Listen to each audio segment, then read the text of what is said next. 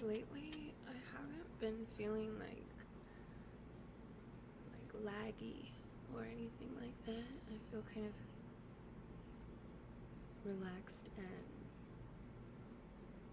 calm in my own being, in the sense that I don't really need to be so anxious. I feel like I've spent a lot of my life like that, and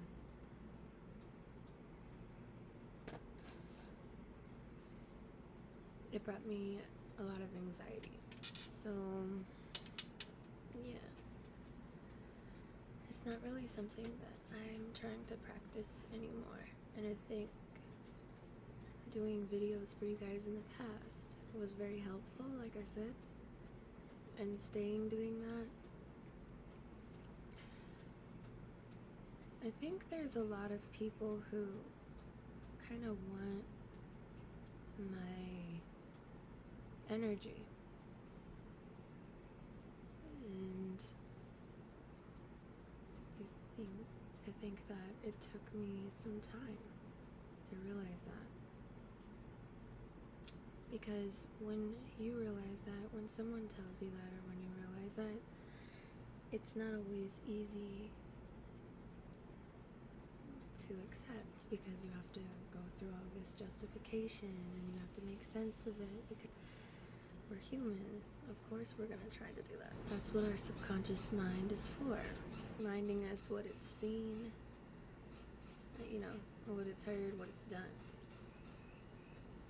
I think that a lot of people have a misunderstanding as to who I am.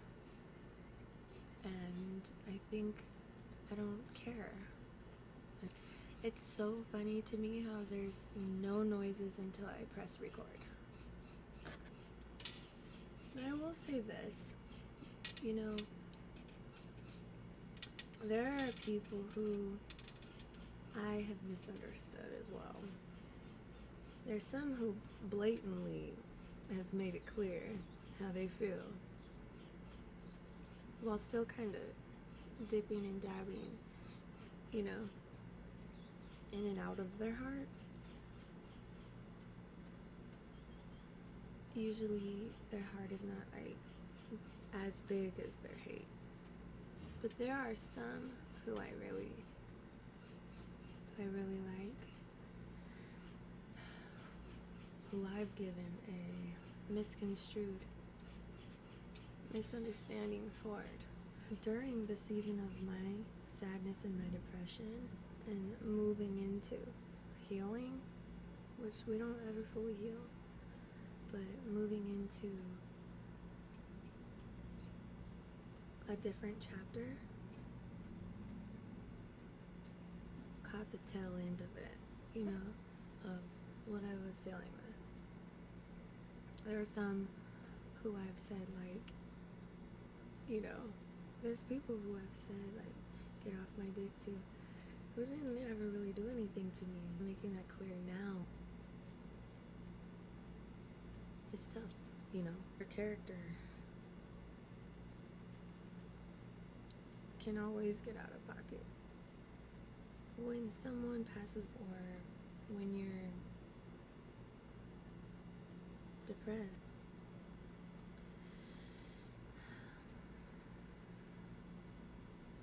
I think that if people really believe in you and love you, I think they will always adore you and love you.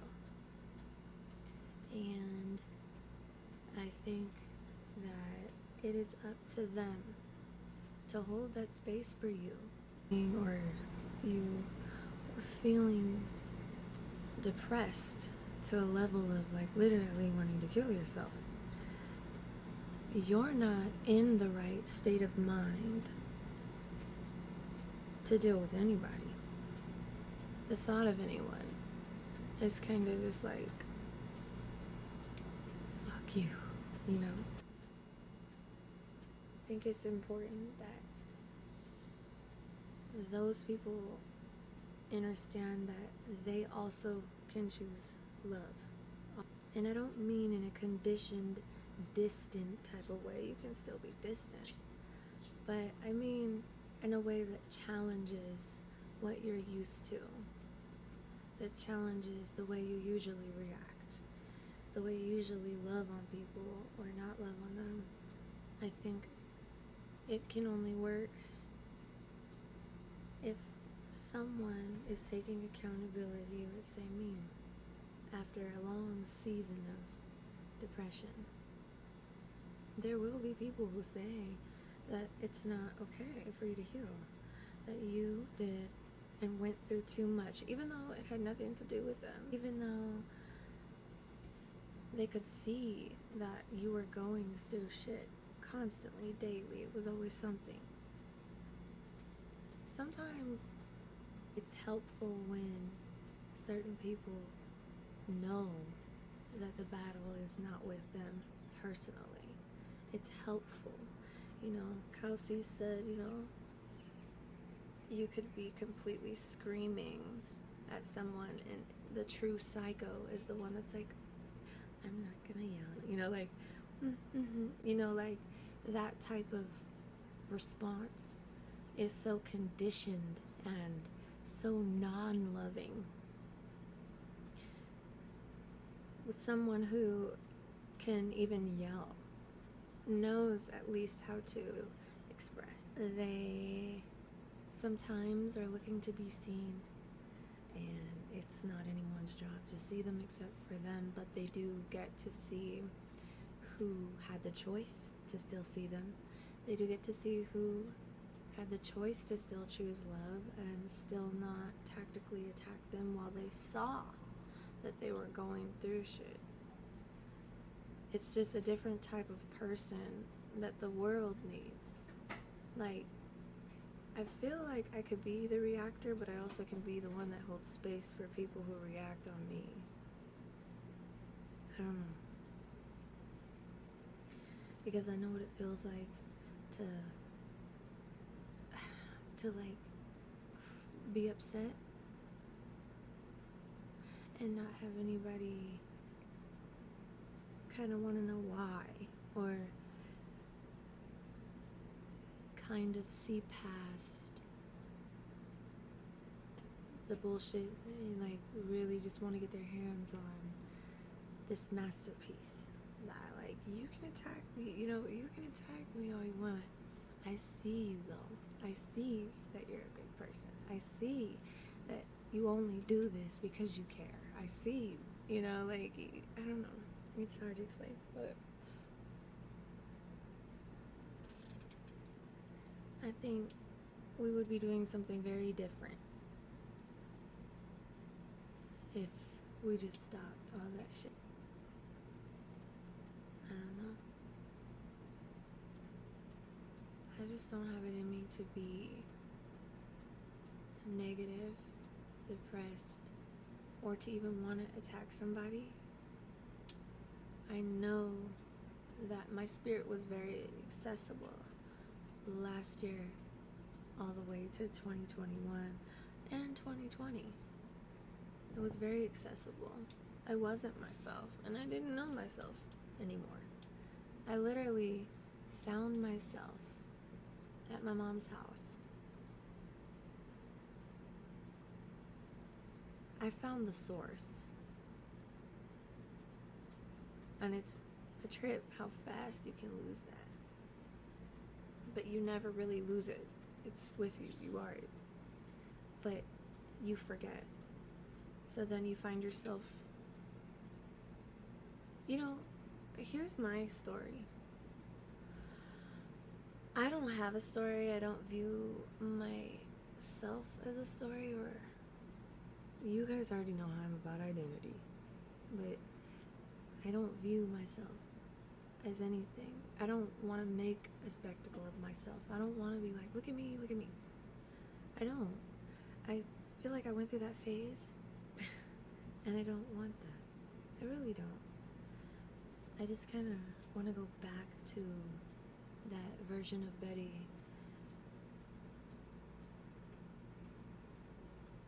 that created Unconfined Confessions, A Universal Life. That version of me that's just very euphorically connected to the universe, and I can feel myself and my spirit wanting that. But a little backstory. I moved to my mom's house from California in 2016. I had my son, and I lived in Beaverton for about a year. I moved in with my mom to be closer to my son's doctor in Vancouver, Washington. She moved there because I was planning to move there. And they ended up buying a house, so they ended up moving before me, and it was just an idea for me at the time. And I was like, okay. So it didn't take me long to move in. I quit my job in Long Beach. My 3 jobs, actually. I said goodbye to everybody. And not everybody, but I said goodbye to a lot of people. And I packed my bags and I moved. I had a nice apartment, you know, everything was paid. It was about, like, not even 5 minutes, like, not even, it was like a minute from my mom's old house.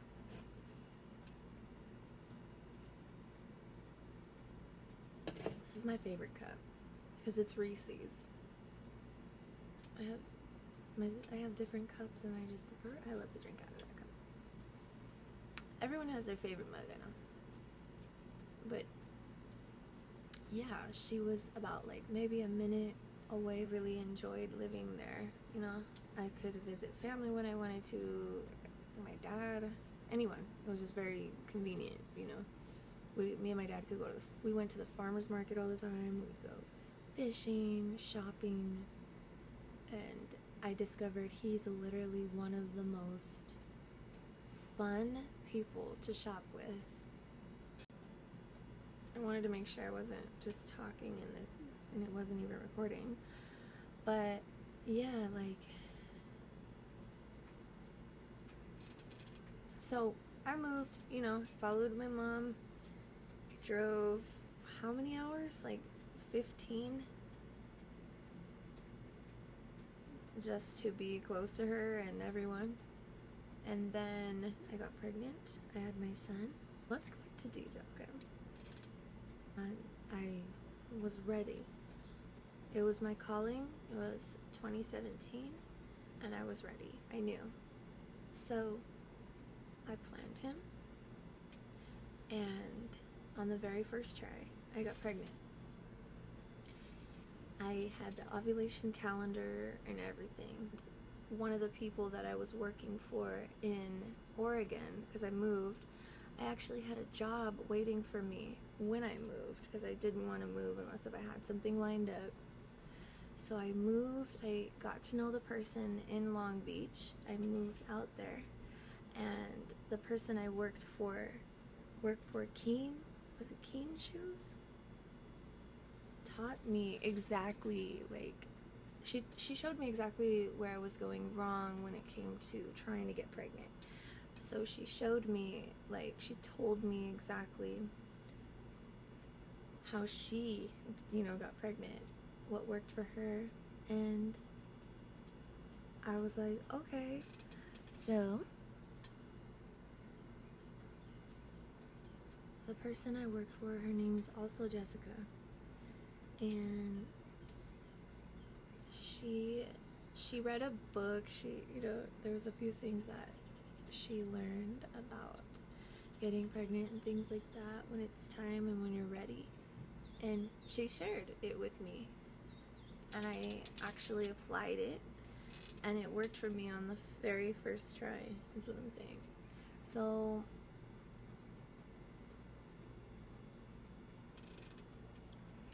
yeah.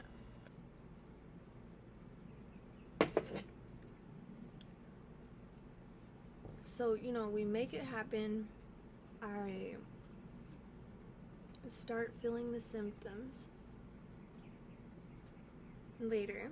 So then I decide to drive to the Dollar Tree and I buy like 5 different pregnancy tests to see if I was pregnant.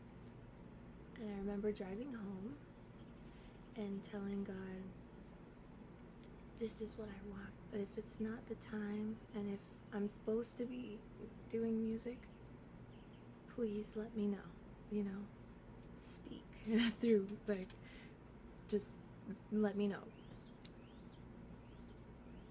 I go home, I take the test, and I was pregnant.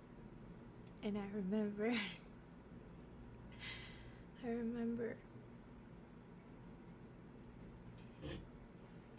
that feeling.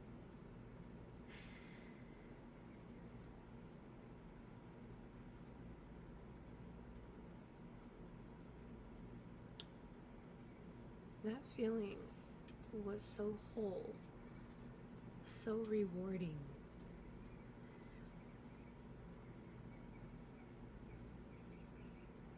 Nothing could ever compare. Nothing. And it's so crazy. Like, it's so weird. Thinking of a time when my baby boy wasn't around, it's like, ugh.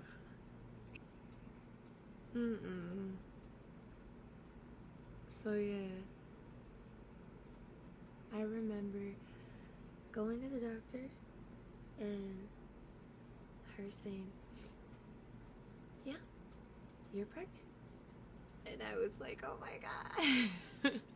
Remember, because for the first 10 years, I wasn't very good at sex. I didn't know what I was doing, and I'm just being honest, like, I didn't know what I was doing. And to this day, he's still the only person that I've ever had sex with, you know. I just, like, that time was the most craziest, surreal time of my life, and I see why people get pregnant, you know, again, because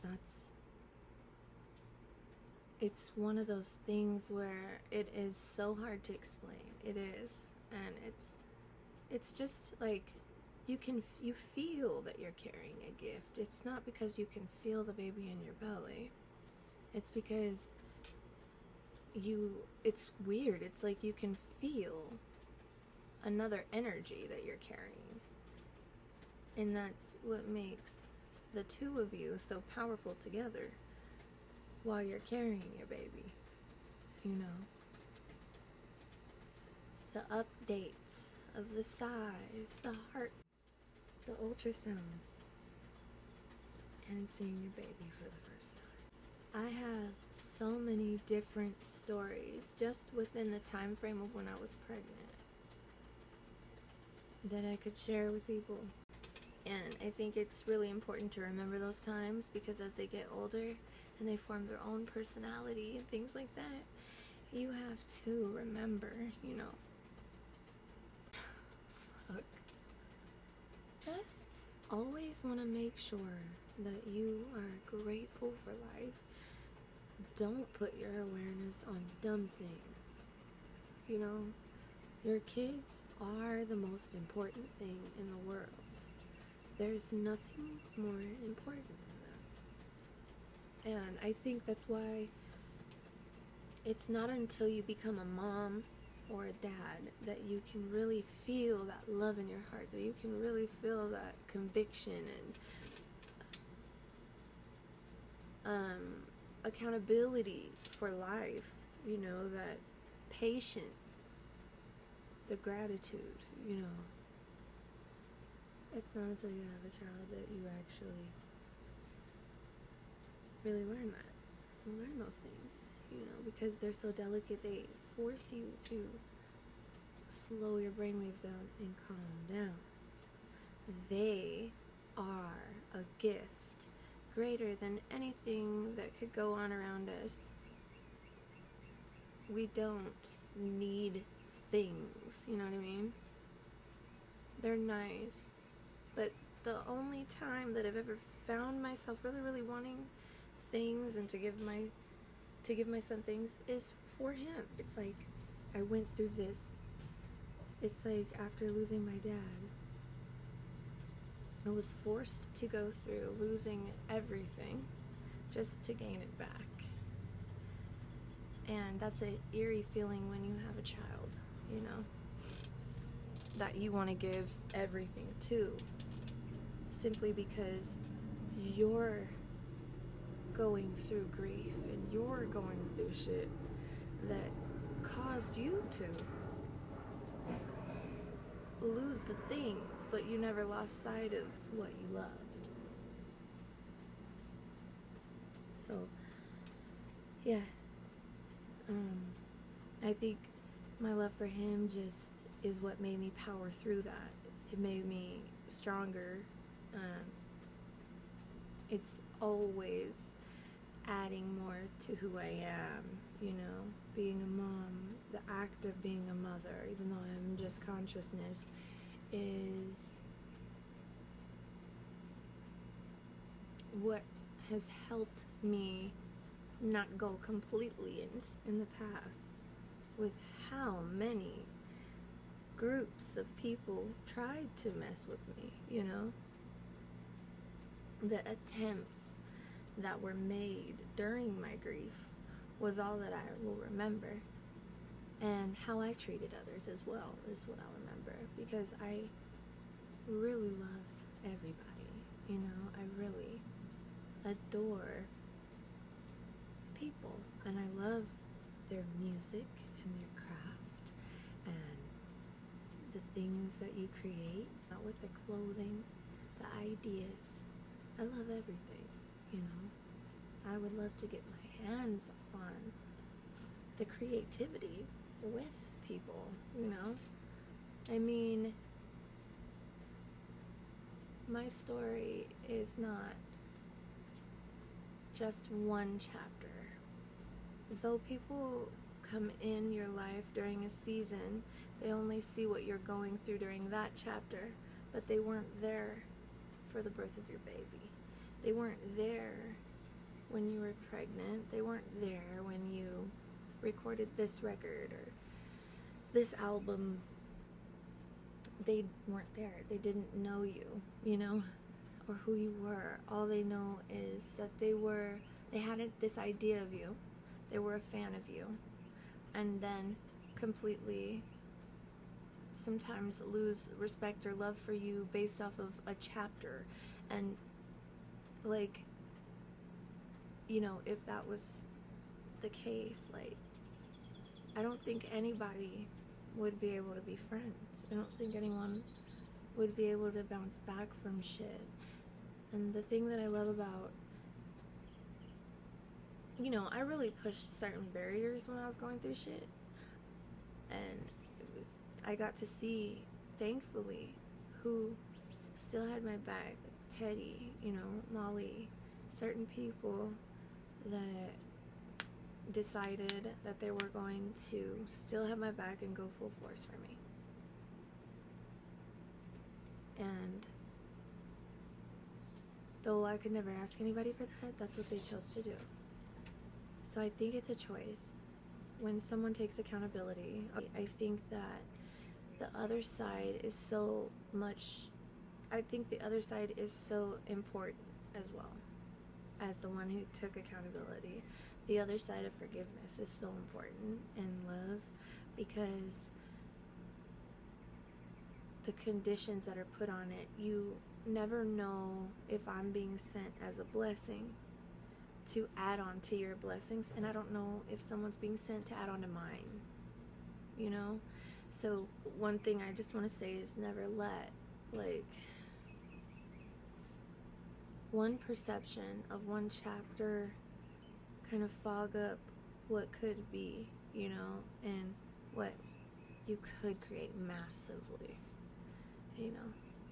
You never want more and more and more people to know of something negative, which is what could totally happen. The more I gain followers and, you know, whatever, I think I'd probably just handle things with grace. I mean, that's all I want to do, if things were to proceed the way that they do. But I foresee something different, you know. I see a different outcome, because when I look back at my life, I see that it wasn't even meant to be that way. Some friends who were not good for my spirit and bled onto me, you know, and that's it. And it wasn't helpful to what I was going through.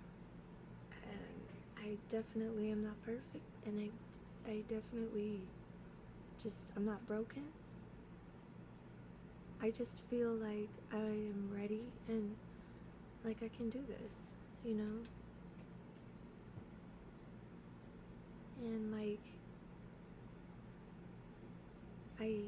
I don't want to mistreat anything or anyone or any opportunities.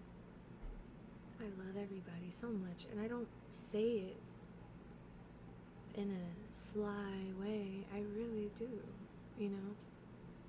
So my whole point was I had my son, you know. I lived at my mom's for a couple years. My stepdad and I got into an argument, and I left. And then he passed away 2 months after that, which was a mindfuck because he was my best friend. So, like, it's like having arguments, making up, having arguments, making up. And I think that might be why I tried to do that so much with everybody. I responded so much because I wanted to feel like I was with him or something, you know? So it's not to do with anybody, you know? I think that, yes, some true colors were shown during that season. However, I think that when your best friend passes away, and he was like one of my only father figure types, because he did all the little shit that other people were uncomfortable to do for me at the time, he stepped up and did it, you know? And you don't forget things like that, you know?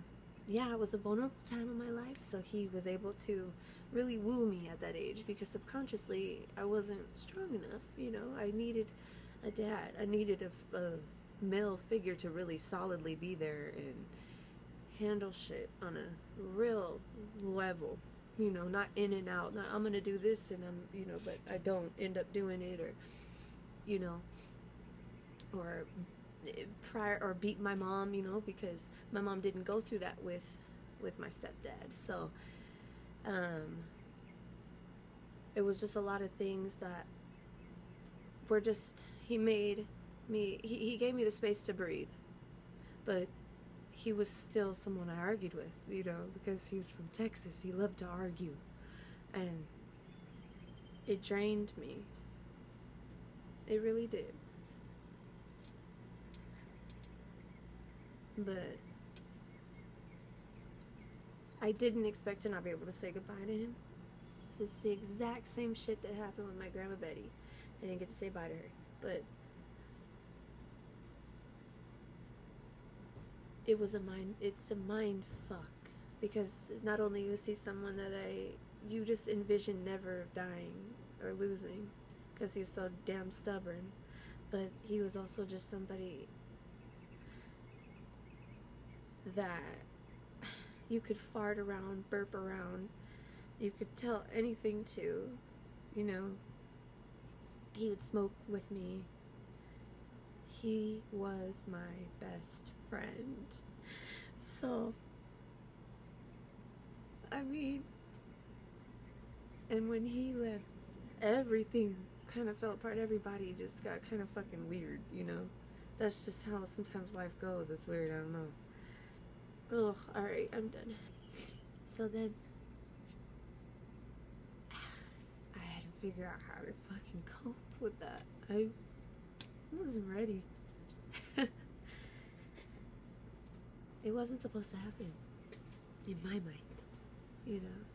And they didn't even know how he passed. He just passed away on the couch after eating dinner.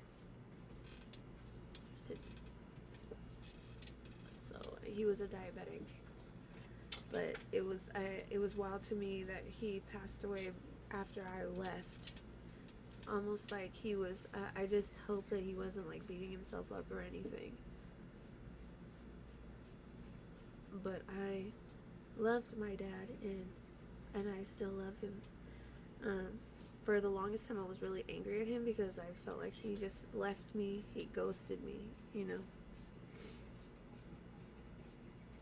And I like never would expect for him to pass on our last argument. I thought we were gonna make up, you know, because my mom was telling me that he was asking about me. So anyway, yeah, I wasn't ready, you guys. It wouldn't have gone any other way, I promise you. That's the way it was gonna go. He was my best friend. So I came in, at the same time I came into 20 grand, and I was just stupid with it, you know. It was the first time I ever had that much. So I